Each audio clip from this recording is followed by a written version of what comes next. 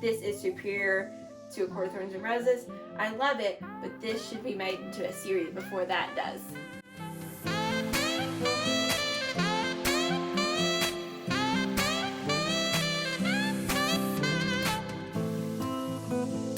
Hey guys, welcome back to my channel. So on this week's video, I'm talking about my top 10 favorite fantasy novels. If you are familiar with the book talk side of TikTok, then you'll know that the fantasy YA genre has been major popular right now. And I've read a lot of the books that have been on Book Talk. Sarah J. Maas has definitely taken over most of my TBR. This surge of popularity for this genre has kind of made me reflect on some of the books that I've already read that are fantasy and just books that I've read over time that I still love and still feel like they have broadened my reading experience. And definitely for a couple of these, they definitely were a huge influence on me loving books as much as I do now. So these are my top 10 favorite fantasy YA novels. So if you guys would like to see the fantasy novels that I'm going to show you, then keep on watching. So the first fantasy novel I would like to discuss is The Devouring Gray by Christine Lynn Herman. This book is incredibly insane. If you are a fan of Stranger Things, then I highly suggest this book. Just kind of to read you a little bit about what this book is about. After the death of her sister, 17-year-old Violet Saunders finds herself dragged to Four Paths, New York. Violet may be a newcomer, but she soon learns her mother isn't. They belong to one of the revered founding families of the town, where stone bells hang above every doorway, and danger lurks in the depths of the woods. For generations, Justin Hawthorne's bloodline has protected Four Paths from the Gray, a lifeless dimension that imprisons a brutal monster. After Justin fails to inherit his family's powers, his mother is determined to keep this humiliation a secret. But Justin can't let go of the future he was promised and the town he swore to protect. Ever since Harper Carlyle lost her hand to an accident that left her stranded in the Gray for days, she has vowed revenge on the person who abandoned her, Justin Hawthorne. There are ripples of dissent in Four Paths, and Harper seizes an opportunity to take down the Hawthornes and change her destiny to what extent even she doesn't know yet. The Gray is growing stronger every day, and its victims are piling up. When Violet accidentally unleashes the monster, all three must band together with the other founders to unearth the dark truths behind their family's abilities before the Gray devours them all. This book kind of centers around those three characters that were mentioned. That's kind of the points of view that you follow, but you obviously get a lot more of the other characters as well, which is Justin's sister and Justin's best friend, Isaac. So it's just really insane, and if you're a fan of Stranger Things, then I highly recommend this fantasy novel. The next book in my top 10 fantasy novels is A Touch of Darkness by Scarlett St. Clair. Again, this isn't traditional fantasy, but in a way it still is fantasy. If you're unfamiliar, this book is a retelling of Persephone and Hades, and it's definitely a unique retelling. As far as what I've read in the past, I've only really ever read things on Persephone and Hades where Persephone didn't really love Hades. And this is more of like an actual love story, and it's beautifully done. So basically the premise of this one is that Hades kind of makes deals with people, which is a known fact. And Persephone makes a deal with him, and he tells her that she needs to create life in the underworld, otherwise she'll have to stay in the underworld forever. So Persephone is battling things with her job as a journalist, her best friend, her life with Hades, and her task of trying to create life in the underworld, as well as dealing with some interesting family dynamics with her mother, who is basically like waiting for her to fail at anything. So it's a crazy whirlwind adventure. I loved this book so much. I read this book in one sitting, and that's not common for me. I don't read books in one sitting mostly. So the fact that I read this in literally one day, one sitting, was unbelievable, and that should tell you how good this book is. If you haven't picked it up and you haven't read it, please do. The next book in my fantasy checklist is Shadow and Bone by Leigh Bardugo. This one's probably an obvious one. So this one is about a girl named Alina who discovers that she has sun summoner abilities. She gets whisked away into the Grishaverse and has to figure out how to take down this thing called the Fold, which is, in the words of Leigh Bardugo, if darkness was a place. And this book is just so good. It has magical abilities. It has a different land. She has sun summoner abilities. The Darkling has the ability to summon darkness.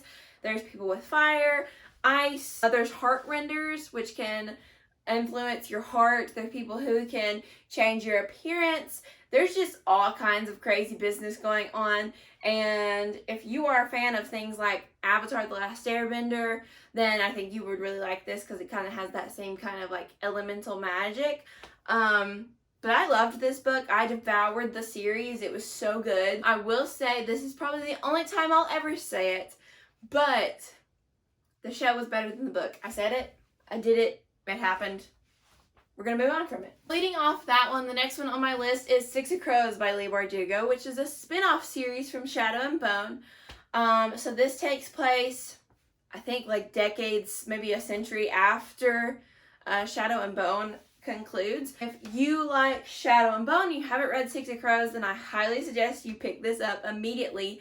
You do need to read Shadow and Bone first because there's some stuff in here that's spoilers for Shadow and Bone. But this book was so interesting. It was so different from any other book that I've really ever read. This book was about the criminals. It was about the villains. It was basically about criminals trying to outsmart other criminals. So the villain is just another criminal. So this kind of takes place about a heist. There's a mega heist that somebody hires them for, and they go after it, and it's crazy business. And the front cover literally says 6 dangerous outcasts, 1 impossible heist. If that doesn't make you want to read it, then I don't know what else will. The next book on my list is Fallen by Lauren Kate. If you like series like The Mortal Instruments, then you would probably like this as well. This kind of falls more fantasy because it's more about the angel side of things. There's something achingly familiar about Daniel Gregory. Mysterious and aloof, he captures Luce Price's attention from the moment she sees him on her first day at Sword and Cross boarding school in Savannah. Love Savannah. He's the one bright spot in a place where cell phones are forbidden, the other students are screw-ups, and security cameras watch every move. Except Daniel wants nothing to do with Luce. He goes out of his way to make that very clear. But Luce can't ignore the feeling that she's being pulled to him, drawn like a moth to a flame. She must find out what Daniel is so desperate to hide, even if it kills her. Dangerously exciting and darkly romantic, Fallen is a page-turning thriller and the ultimate love story. This book was so good, I devoured it. I think I read this in one sitting. The movie's pretty good, but the book is a lot better, and I really need to read the rest of the series because I have to know what happens. There is a dark brooding stranger in case you're interested. There's a love triangle moment. And there is a dark brooding stranger that we always love. So, yes, if you haven't picked this up and you're interested in this, then I highly suggest Fallen. The next book on my list is Zenith by Sasha Alsberg and Lindsay Cummings. You've probably seen me mention this book quite a bit if you follow me on TikTok. I picked this book up because I was super familiar with Sasha Alsberg as a popular booktuber. I watched all of her book reviews. And so the fact that she was writing a book was absolutely amazing to me. And I've also read a few books by Lindsay Cummings as well. So I was very excited about this duo releasing this book. And if you're unfamiliar with this book, it is basically female Guardians of the Galaxy. It's literally about space pirates. The main female character lead is Andromeda, and she's basically out to be a space pirate. And she's got these people chasing her who want to arrest her. And then she's got these people who want to kill her. And it is wild. It's literally Guardians of the Galaxy, but with an all-female cast. That's what it is. Basically, think of her as Gamora, because that's what I think of her as. Most know Andromeda Rossella as the Bloody Baroness, a powerful mercenary whose reign of terror stretches across the Mirabel galaxy. To those aboard her glass starship, Marauder, however, she's just Andy, their friend and fearless leader. But when a routine mission goes awry, the Marauders' all-girl crew is tested as they find themselves in a treacherous situation and at the mercy of a sadistic bounty hunter from Andy's past. Meanwhile, across the galaxy, a ruthless ruler waits in the shadows of the planet Zenith, biding her time to exact revenge for the destruction of her people. The pieces of her deadly plan are about to fall into place, unleashing a plot that will tear Mirabel in two. Andy and her crew embark on a dangerous soul-testing journey that could restore order to their ship or just as easily start a war that will devour worlds.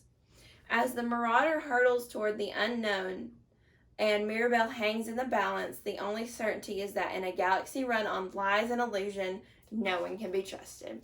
It's a space adventure about space pirates trying to save the world. What could be better than that? So, moving on to another popular suggestion that I'm always talking about, and that is Red Queen by Victoria Aveyard. If you have not read this, I don't know why you haven't. This is one of my all-time favorite series. I love it so much. So basically, the world that this is built upon, it's split into two groups of people. Those who bleed silver and have magical abilities and are basically of royal status, or those who bleed red and have no abilities and are basically a commoner status. Mare Barrow is a commoner, bleeds red until one day she goes to the castle to work as a waitress and make some money for her family. And a situation occurs and she finds out that she has magical abilities. And in order to cover this up, the king enlists her, throws her into the life of the silver-blooded people, where she trains and soon finds out that she's going to have to work with a merry band of misfit red bleeders and pretty much save the world. And it is fantastic. It is wonderful. If you like the Hunger Games, you'll really like this. I know that that was a big thing of like, fans of Hunger Games would really like Red Queen, which is why I picked it up, because I just finished Hunger Games, obviously devoured it. This book is just so good. Victoria Aveyard really knows how to build a world. I don't think many people can do it like she does. She can build a world, she can build compelling characters. I did a TikTok video where I was showing authors I always buy from, and I was showing why I buy from them, and for her I put Queen of Plot Twists, because you will not see half the stuff that's going to happen in this book and the rest of the series coming. You will not see it coming. There's so many plot twists and turns and wild things, and the tagline on this book says, "Power is a dangerous game." It's wonderful. Very, very good if you like YA fantasy novels and you like stuff about people with magical abilities and star-crossed lovers and like Romeo and Juliet kind of things. Red Queen is it. So, moving on to a rather mega popular, obvious fantasy series, and that is, nope, not Court of Thorns and Roses, but Harry Potter by J.K. Rowling. If you don't know, you can probably see it in the camera. If you don't know, I'm rather obsessed with Harry Potter. It's a healthy obsession. I am proud of it. I have no shame. It's wonderful. Has it taken all of my money? Yes. Has it taken a lot of my time? Yes. It's okay. This is the most magical story that you could ever read in your entire life. If you have not read it, but you've seen the movies, read the books. I've reread them 3 times since. I'm on my 3rd time through of rereading them. These books are just so good. If you've watched the movies and you love the movies, you need to read the books if you like to read, because so much stuff is left out of the books. Not a whole lot, but you know, there's some key information left out of the movies that you just don't know if you didn't read the books. Harry Potter is about a boy named Harry Potter who discovers at age 11 that he is a wizard, ladies and gentlemen. He gets whisked off to the wonderful world of Hogwarts and gets to discover all the magical ups and downs of the wizarding world while trying to navigate his life and learning of magic and spells and all things witchcraft. And he meets up with these wonderful people named Hermione Granger and Ronald Weasley, and befriends a lot of other side characters that are just so great. I love them all so much. But develops this wonderful friendship trio as they attempt to defeat evil in the wizarding world. Can we also put on the fact that Harry literally knew about the Wizarding World for like not even a year and was already like trying to save it. This book is obviously a wonderful book and is forever, you know, the one true perfect example of fantasy. So if you haven't read it, highly suggest it. The next book on my YA fantasy list is a Sarah J. Maas book, Throne of Glass. I will stand by the fact that I love this much more than ACOTAR. Do not get me wrong, I love the A Court of Thorns and Roses series, but I didn't love the first book. The second one was the best. But in this series, I loved every book. Okay, Crown of Midnight was a little bit slow, but the rest of the series, I don't care what anybody says, this is superior to A Court of Thorns and Roses. I love it, but this should be made into a series before that does. Darn it. Still mad about it. Basically, this book follows an assassin named Selena Sardothian. She gets taken to the castle to compete in this competition of thieves and mercenaries and assassins and just downright absolute criminals. And she has to compete to become the king's assassin, king's paid assassin. And while she's staying at the castle, she's whisked into the life of royalty and intrigue and murder. So this book is wonderful. I flew through it. The whole entire series is wonderful. It's amazing. It's fantastic. It's all about fae. So, you know, the fairies and everything. And it's got magic, and it's got murder, and it's got kick butt action and adventure, and just wild, wild characters. The amount of character building that goes into these books is insane. By the end, there's like 35 characters that you're following. I don't know how we kept up with them all. But this book is so good, and I highly recommend it. If you like Game of Thrones, if you like the Hunger Games, you will like the Throne of Glass series, I promise you. If you liked Court of Thorns and Roses and have not read Throne of Glass, it is so worth the time and effort put into this series to go for Throne of Glass, because you might end up saying the same thing and saying that you like it better than A Court of Thorns and Roses. You cannot say that you like A Court of Thorns and Roses better if you have not read the Throne of Glass series. So don't come at me. So leading off of that, the last book on this list is A Court of Thorns and Roses by Sarah J. Maas. I know I said I like Throne of Glass better, but this book series still kicked butt. It was still pretty stinking amazing. I will say this first book was not my favorite. Still very good and still worth reading through to get to the rest of the series. But it wasn't my favorite just because it had a little bit of some cliche in there, a little bit of like, that's too specific, a little bit of that's cheesy. But still like a really good story. And after reading the rest of the series, I appreciate this book because this book does a great job of setting you up for the juicy bits. Oh goodness. So this book is kind of a traditional, like, it feels very much like a traditional retelling of Beauty and the Beast. It feels like a traditional love story. You can kind of predict where it's going.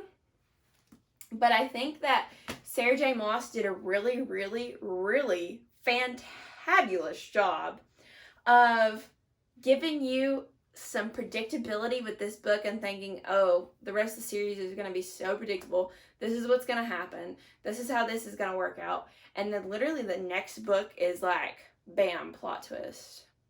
And you're like, oh, my entire plan for how this was going to go has just been blown to bits. If you have not read A Court of Thorns and Roses by Sarah J. Maas and you're interested in fantasy novels, where have you been? Because this is all over my TikTok. It's magic, it's action, it's adventure, it's peril. There's some death. You know, I now that I've read the rest of the series, I appreciate this book so much more than I did when I read it. I almost didn't read the rest of the series because of this. If you haven't read A Court of Thorns and Roses and you like to read books, I don't know what rock you've been living under because this is everywhere. So let me know down in the comments below which of these books you've read, which of them you haven't read, which of them you're excited to read. Let me know if you guys have any other fantasy favorites because I'd love to read them. I love fantasy books now. They're pretty much all the rage at the moment. I've got some more fantasy books on my shelves that I just haven't gotten to yet, so I'm sure the list will grow and we'll be doing another one of these videos. Leave all your thoughts down in the comments below. Be sure to click the like button on this video. Be sure to subscribe to my channel for more videos like this.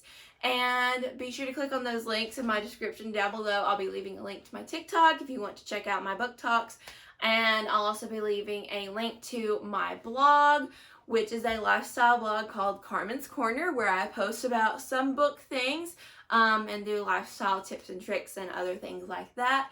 And I'll also be leaving a link down below to my latest MuggleNet post, because if you don't know, I am a staff editorialist for MuggleNet, which is a huge Harry Potter fan site. If you haven't checked us out yet, then be sure to check it out. It's wonderful for all Harry Potter fans. And I hope you guys enjoyed this week's video, and I will see you guys next time. Thanks for watching.